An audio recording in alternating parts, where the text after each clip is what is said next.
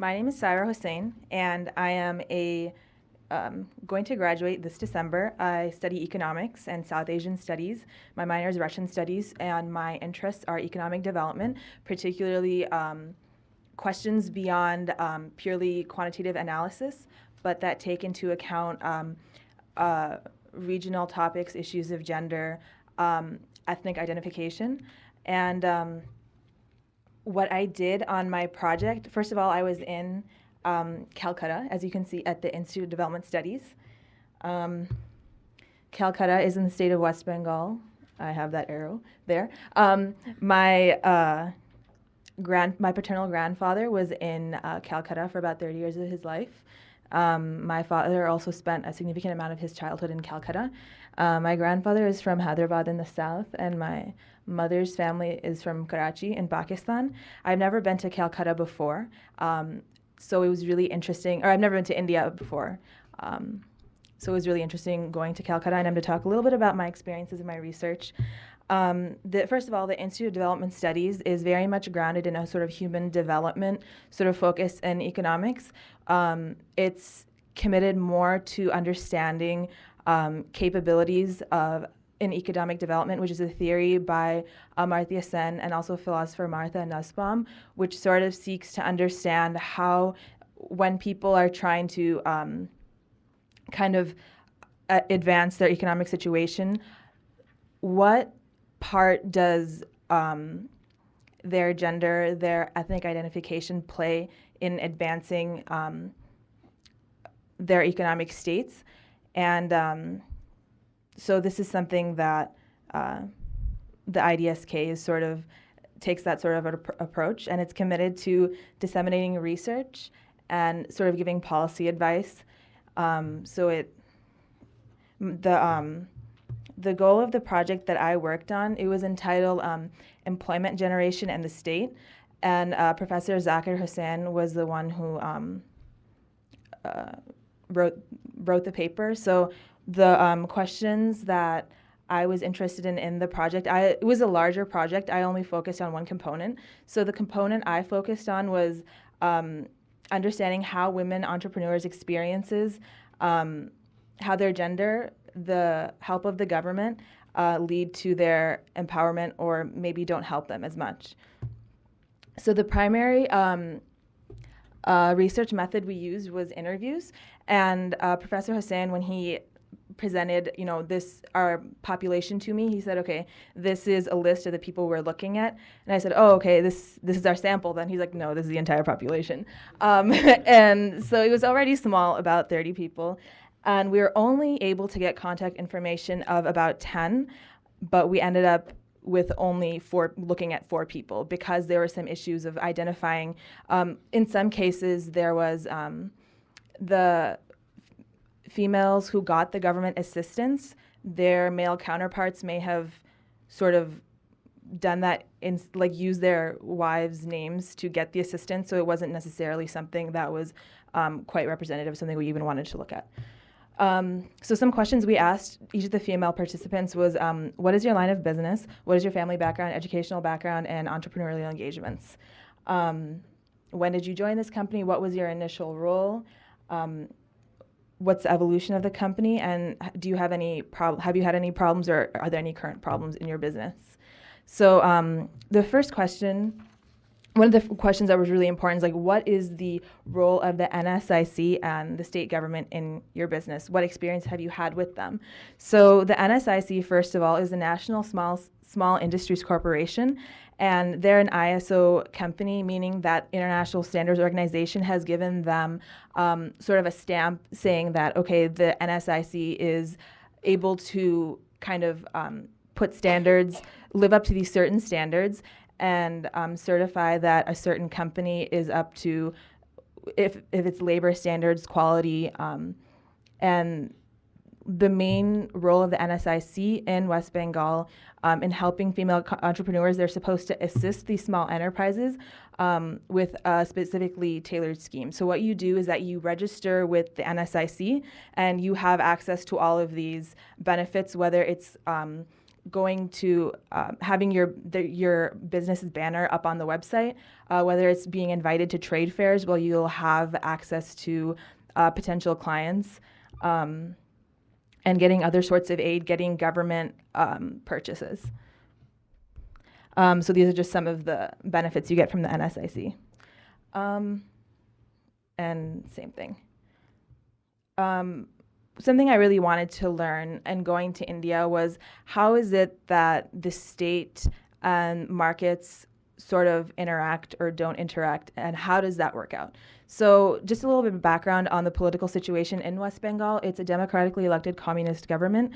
There's two main parties, the CPIM and the TMC, but it is a democratically elected communist government, but it's important to remember that oftentimes you have high levels of corruption and election issues. Back to the questions. One of the key questions we wanted to understand in assessing how gender is related to these women's experience in their small and medium enterprises and how their gender affects their work. One really important question we had to ask was, what is the situation of your family? Is there any conflict between the office and your family? What is your relationship with your in-laws? What do they think about your business? Those questions. And then last thing are, what regrets and achievements do you have? So in general, like the biggest thing that I found out from this project is that the answers were all over the place. We had a lot of variation in what we found. I'm going to go through our 4 participants really quickly.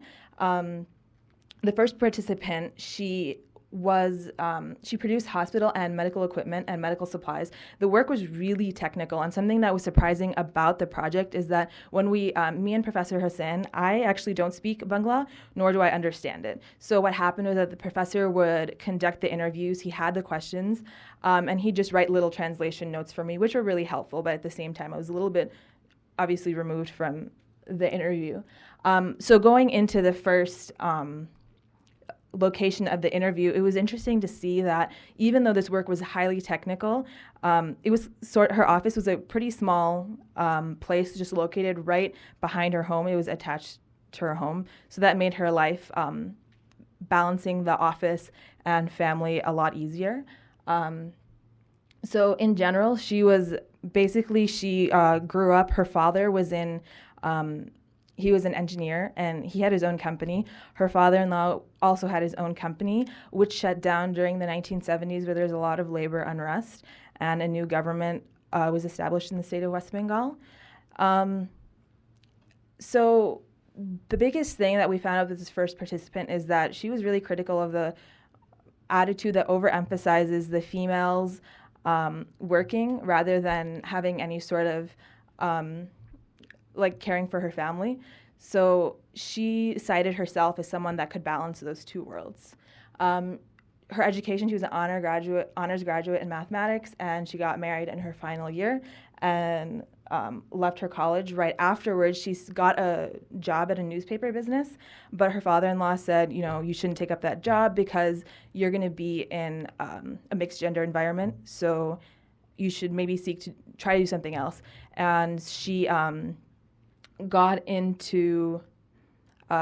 she became a school teacher, but then afterwards she decided to start her own business, and her family was very supportive of it because it didn't involve being in a mixed gender environment. 3 minutes? Oh gosh, that's really bad. Why don't you do two of them instead of one? Okay, I'll do really, really interesting cases. Okay. Okay. Sorry, it's just there's so many. No, I know. Yeah. It's okay. Okay, the second participant, the thing with the first participant is that she succeeded. She was relatively successful because her place of work was attached to her business. And something I wanted to say about the role of the NCIS and the government, she was very critical of the corruption of the state government, and the NCIS didn't help her too much. What was really interesting about her brother, that he was involved in the Naxalite movement in the 70s, and so he's sort of like the Maoist labor movement during that time, and he was one of the interesting cases that he was super educated from a really good university. He left to join the movement, but afterwards was unable to get any sort of employment because of his background, and he ended up joining Burma Shell. So this is a phenomenon. Actually, my professor said that he knows people like that too, and that happens. And this generation is often called a lost generation of highly educated males that this similar thing happened to.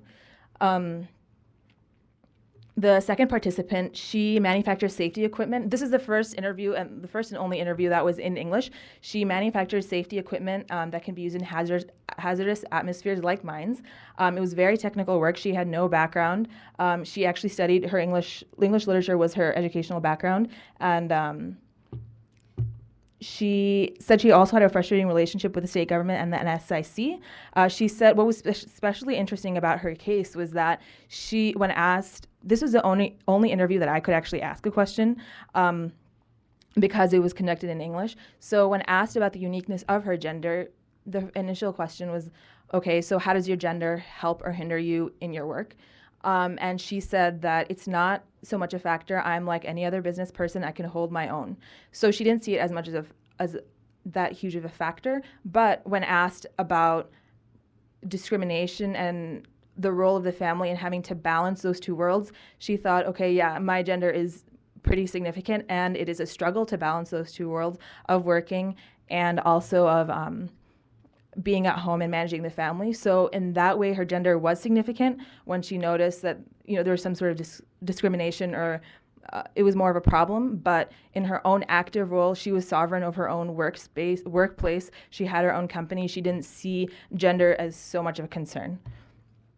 And then the third participant was a lot of the reason that her business didn't do so well because she had bad business skills. And that was a factor, the reason I say that the findings were so variable, because a lot of the women who succeeded or failed or didn't do, she was actually the only woman who didn't do that well in her business. A lot of the current situation of the women in their businesses was because of pure chance and luck and their own skills in business.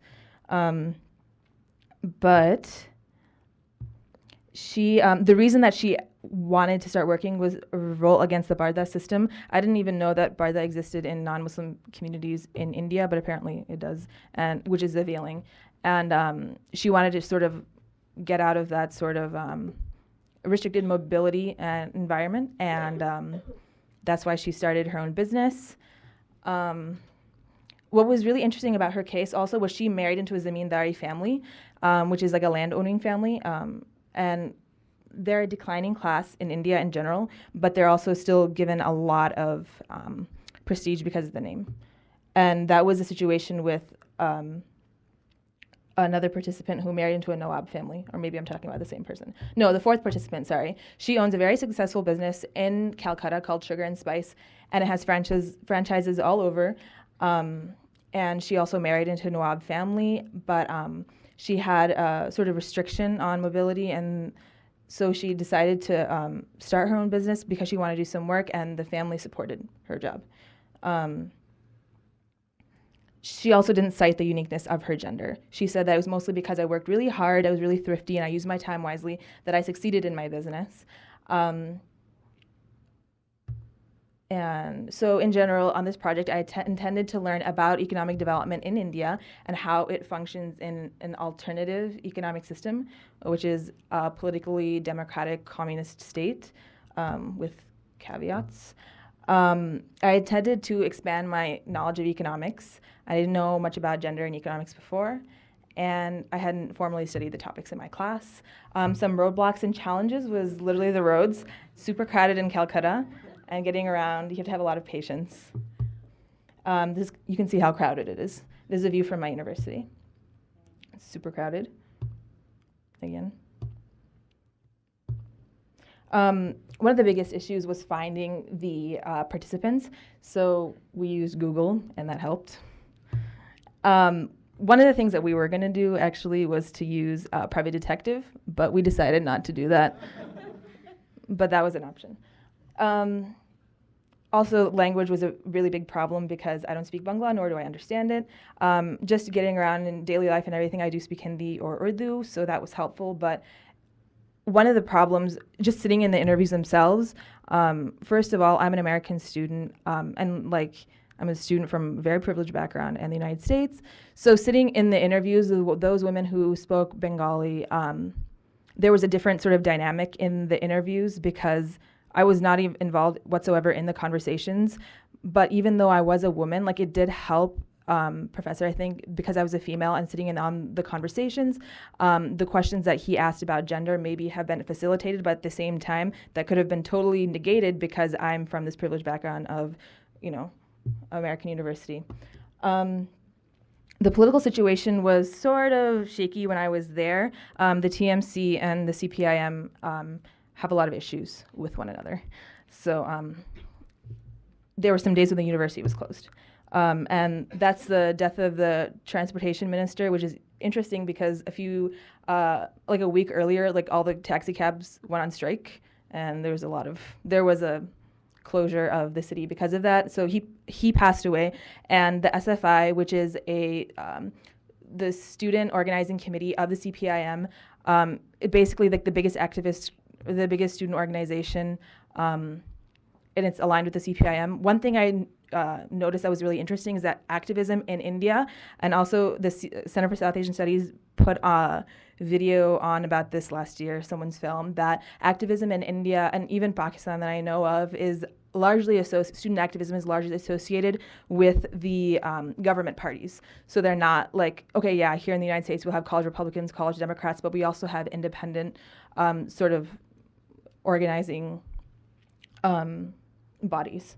But they're largely connected to the government there.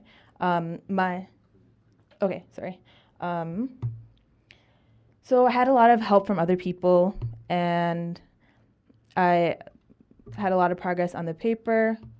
The biggest thing was that there was that I learned was a different approach to economics, and at the IDSK there's sort of a more comprehensive view, and that there's a greater conversation between sociology and the economics departments, whereas in the United States, economics is tending to be largely quantitatively focused, but that's changed. So those are some things I learned. In conclusion, I just really want to thank the Center for South Asian Studies, the generous donors, Shreyashi and Nancy as well. All my professors that have helped me, especially Professor Weiskopf. We did an independent study together on Indian political economy, and that was super helpful before I went on the trip. And I was wondering if anyone had any certain questions.